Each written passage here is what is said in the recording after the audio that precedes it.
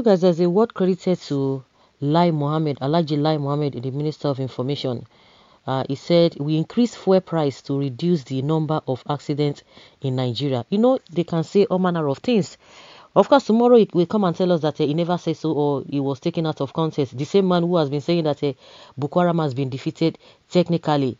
We heard some recently from the NSA, National Security Advisor, Babagana Mugono. He said the amount budgeted for buying of equipment to fight Boko Haram, that the SCV service chiefs, they cannot even account for that. And there's this back and forth talk here and there. When Bauchi governor came out and said and justified the reason why S-men should still be carrying gun, and he said, oh, it was a figurative speech.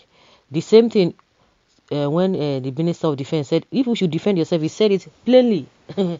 He said it plainly that people should fight for themselves, calling Nigerians cowards. Oh my goodness, the next day he came out and said, oh, he was taken out of context and that was not what he meant. He didn't say people should go and be killing people. Though they talk carelessly, but any statement coming from Lai Mohammed, definitely people would believe that he said it. Like tomorrow night, he will come and say, oh, I never said it, I never said that. For the fact that the federal government has come out to debunk it, that they never meant to increase the fuel price. But we know that they might want to try Nigerians. And at the end of the day, when they saw the backlash, they began to reverse and make a U-turn. But a lot of Nigerians are still believing that they might still bring it up. By the time they will bring it up, then you will not be used to that. So, according to what is being credited to Lai Mohammed, that they increase fuel price to reduce the number of accidents in Nigeria. And definitely, that a lot of people are reacting or will be reacting to that, because they don't even believe Lai Mohammed in the first place, because they always think that he lies, and most of the things that he says without even verifying it. The same Lai Mohammed told us that what is the big deal? After all, kidnapping is happening in other places. That even in the US, that last year or recently, that 2 incidents happened when students were kidnapped, and people were like seriously, where did this man get this whole thing from? And when people began to make research, the last time this kind of thing happened was in 1940 something, and like Mohammed told us last year, it happened 2 times. So it is not a new thing, just trying to downplay it. If somebody can say that on national TV, so what else do you think he cannot say? Because they justify whatever they want to justify, and that is to tell you that there was a mistake and they had to quickly reverse that, because they wanted to try it. For like Mohammed to be telling us that yes, this is it, that because of that is why they want to reduce this and that, shows that, of course, they are just trying to save their face. They want to just to regain their integrity, but it has already been damaged already. Set of mad people. Now that accident will take on our generation. We never knew the change you all promised would have negative effects on the nation. Okay. I don't think Lai Mohammed is serious with this statement, because he has been yarning a lot of things. He has been yarning opata, yarning point. Even some things that he cannot even verify. He will tell you that it happened. Some of these ministers will regret their actions when out of the office. Is this the Nigeria they dreamt of? If at all a minister of Federal Republic can make these statements, that means somebody needs urgent brain surgery. Also to reduce number of small-scale jobs, to increase food prices, to increase the cost of living even when some people don't have job, to increase the medical bills because most hospitals are using independent power supply, and we definitely increase their charges, to increase school fees in most private schools, because they will also have no option than to increase their charges to meet up. So do you see the many increases expected from the fuel increase? Even the 190 they are even talking about, is it not even expensive? Things are expensive already. We're between 190 and 212. What is now the difference? What type of leader is this? Low fuel prices is the causes of accidents in Nigeria. Again, may the Lord God set this country free from the wicked leaders. Of course, they are wicked. They don't have your interests at heart.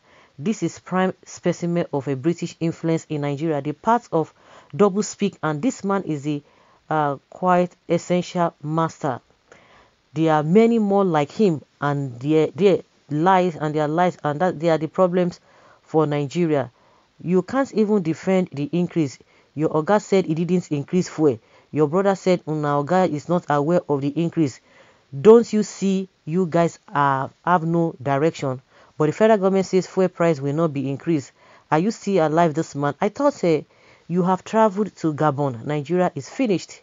Clueless, confused, and failed government. Voting for this administration is the worst thing that ever happened to Nigerians. He wasn't talking to Nigerians, it was his village people that asked him money for fuel to come to Abuja. He was telling them the reasons why him and his employer added money to the fuel so that they don't enter transport instead they should trek to Abuja. Make person tell one South governor what the minister said.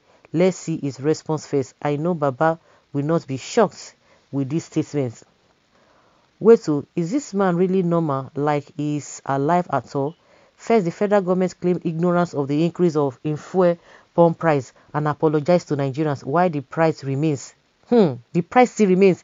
Second, Mr. Lai Mohammed claims responsibility for the price hike and says it is to reduce road accidents in Nigeria. I want to believe he did not make such a comment. Unfortunately, I'm inclined to believe he actually did, because he had made more stupid comments even on national televisions in the past. So all the possible solutions to road accidents, the only one that the APC failure of a government could explore is insensitive increments in fuel pump price.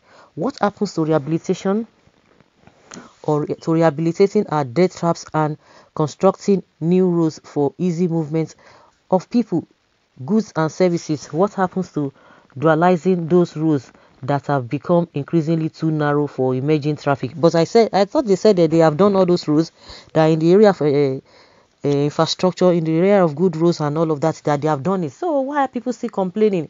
Because they will tell you that you have refused to look at the good things that the government has been doing. Well, perhaps this man that has taken his reputation to its lowest point could be under the delusion that he would remain relevant to their grand plan forever. Babalai, the way I am seeing you, your disgrace will be far worse than Oshozo, since you have decided to be part of the chief cornerstone in oppressing, tormenting, and terminating the destinies and lives of Nigerians. Your disgrace is imminent.